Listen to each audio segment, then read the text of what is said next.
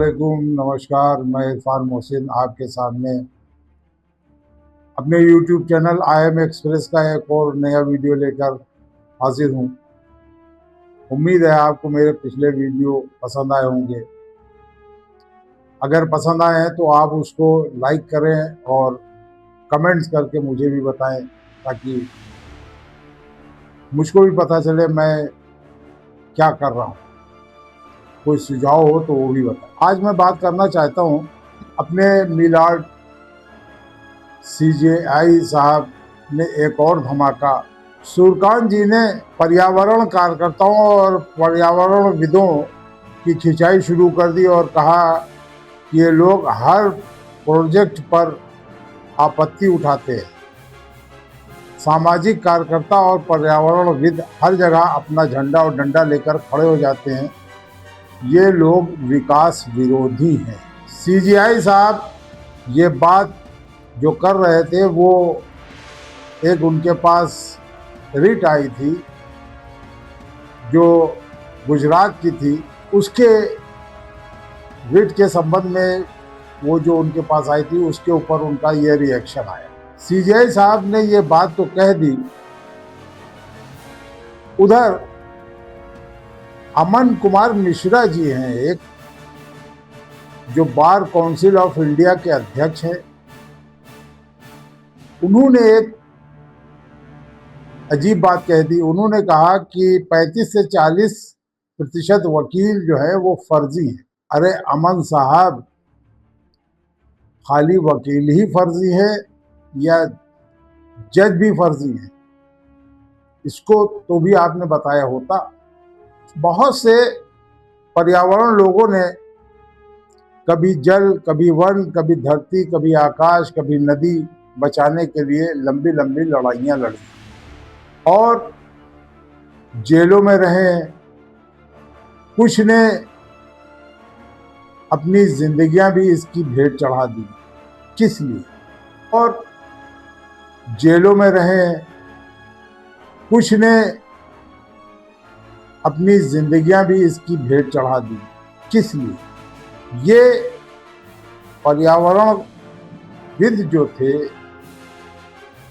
ये पर्यावरण को बचाने के लिए आए थे। हमने देखा है कि बहुत सी जगहों पर जंगल काट काट के और वहाँ डेवलपमेंट का बखान करके और वहाँ जंगलों की कटाई हो रही, पेड़ खत्म हो रहे।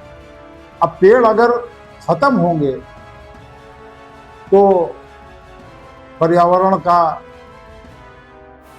पे असर पड़ेगा। ये बात सरकारों को समझना चाहिए और सरकार को इसके ऊपर संज्ञान लेना चाहिए कि पेड़ ना कटे। लेकिन मौजूदा सरकार जो है वो, चाहे उत्तराखंड हो और चाहे आपका हिमाचल हो, वहाँ पर विकास के नाम पर बहुत अनर्थ किया गया है। जैसा कि आप लोगों को मालूम भी है, जो भाषा CJI साहब ने इस्तेमाल की है पर्यावरण बचाने वालों के ऊपर, वो भाषा कभी कभी हमको संसद में भी सुनाई दी है। क्या ये इत्तेफाक है या और कुछ है? अब इसके बारे में आप ही लोग अनुमान लगाएं। आज जो प्रचंड गर्मी पड़ रही है, इसमें जीव जंतु सब परेशान। तापमान कहीं पर 44 डिग्री और कहीं पर 48 डिग्री तक पहुंच गया। इसमें गरीब और कामगार और मजदूर इस गर्मी को झेलने के लिए लगे हुए हैं और झेल रहे हैं, काम कर रहे हैं। अगर ये मजदूर और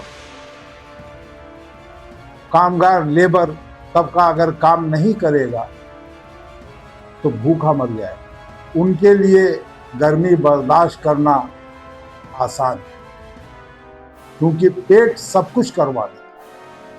लेकिन इसी के साथ साथ अगर हम देखें तो हमारे बहुत से माननीय जो एसी कमरों में बैठे हैं और बहुत से माननीय जो अभी छुट्टी मनाने के लिए ठंडे देशों या ठंडे प्रदेशों में अभी निकल जाएंगे, क्योंकि वो यहाँ की गर्मी तो बर्दाश्त कर नहीं पाएंगे, इसलिए वो चले जाएंगे। ये बात देखने में आई है कि कोई भी व्यक्ति या कोई भी समुदाय या कोई भी समूह सरकार के खिलाफ अगर सवाल उठाता है कि सरकार ये गलत कर रही है, तो उसके लिए देशद्रोह, पाकिस्तानी, आतंकवादी, राष्ट्र विरोधी, हिंदू विरोधी उसको बता दिया जाता है। यानी सवाल को खारिज करके सवाल उठाने वालों की क्रेडिबिलिटी पर ही सवाल उठा दिया जाता है। हालांकि ये बात गलत है। कोई भी आदमी अगर कोई सवाल कर रहा है तो अगर उसकी सरकार जवाबदेह है तो सरकार उसका जवाब दे। कोई आदमी अगर सवाल उठा रहा है कि पेड़ क्यों काटे जा रहे हैं, तो उसको देशद्रोही बताया जा रहा है, उसको आतंकवादी बताया जा रहा है, उसको पाकिस्तान परस्त बताया जा रहा है। अरे भाई, जो आदमी सवाल कर रहा है सरकार से, तो उसका जवाब कौन देगा? विपक्षी देगा? सरकार ही तो उसका जवाब देगी। तो सरकार के मंत्रालय हैं, वो जवाब देंगे। तो जवाब नहीं देना है हमें, और हमसे सवाल ना करो। अगर तुम हमसे सवाल करोगे तो तुम देशद्रोही। अरे हम देशद्रोह कहाँ कर रहे हैं? हम तो आपसे सवाल कर रहे हैं। लेकिन नहीं, अब ये ट्रेंड बन चुका है, जो सवाल करे उसको देशद्रोह बता दो। सीजीआई साहब ने नवी मुंबई एयरपोर्ट के बवाल पर सड़क पर प्रदर्शन नहीं होगा, इसकी कड़े संकेत दे दिए और कहा कि ये सड़क के ऊपर जो प्रदर्शन होता है, इससे ट्रैफिक जाम होता है और ये गलत है, और इसमें जो अगर मुकदमा होगा और जेल जाएगा उसको जमानत नहीं मिलेगी। प्रशांत भूषण जी जो सुप्रीम कोर्ट के वकील है, जाने माने वकील है, उन्होंने कहा कि अदालतें लोगों के मौलिक अधिकारों को कमजोर कर रही हैं। लोगों का कहना है कि न्यायपालिका को अपने फैसलों से बात करनी चाहिए, ना कि अपनी ओपिनियन, अपने ऑब्जर्वेशन देकर बातें करना चाहिए। ऑब्जर्वेशन को गलत भी माना जा सकता है, निजी राय नहीं देना चाहिए, निजी राय से बचना चाहिए, ये लोगों का कहना है। और ख़ास तौर पर सार्वजनिक तौर पर अपनी राय नहीं देनी चाहिए। इसके बारे में एक बहुत अच्छी बात याद आ गई, वो आपको बताऊं। अक्सर कहीं पर जाओ तो मैंने अक्सर स्टिकर देखा है लगा हुआ, उस स्टिकर में लिखा रहता है कम बोलो, धीरे बोलो, मीठा बोलो। और ये बहुत सही चीज़ है। कम बोलोगे तो कोई ज़्यादा उल्टी सीधी बात तुम्हारे मुंह से नहीं निकलेगी, धीरे बोलोगे तो ये बात अच्छी है, धीरे बोलना अच्छा है। मीठा बोलोगे तो तुम दूसरों को अपना बना लो, कड़वा बोलकर तुम अपनों को भी पराया बना लो, इसलिए कहा गया मीठा बोलो। सीजीआई साहब ने जो ये अपना बयान दिया, इसके खिलाफ लगभग 71 रिटायर्ड आईएएस और आईपीएस अफसरों ने सुप्रीम कोर्ट को एक खुला पत्र लिखा है। देश की सबसे बड़ी अदालत में ऐसा बयान आना बेहद चिंताजनक है, ये उस पत्र में लोगों ने लिखा। इस तरह की टिप्पणियों से आम जनता में डर का माहौल पैदा होगा। डर के कारण नागरिक पर्यावरण का होने वाला नुकसान पर चुप रहें। क्या आप यही चाहते हैं कि लोग चुप हो जाएं और कुछ ना बोलें। करीब करीब 500 पर्यावरण एक्टिविस्ट ने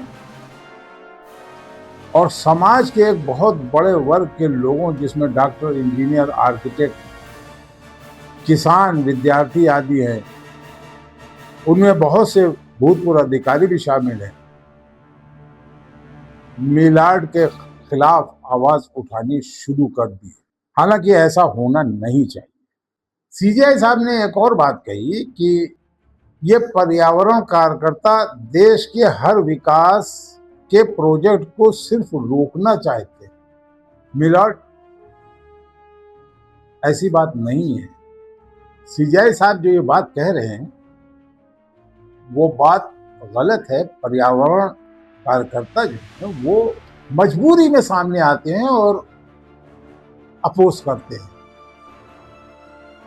चाहे वो नदी का कटान हो, नदी का बहाव को रोकने की बात हो, पेड़ों का कटान हो या और दूसरी चीजें हो।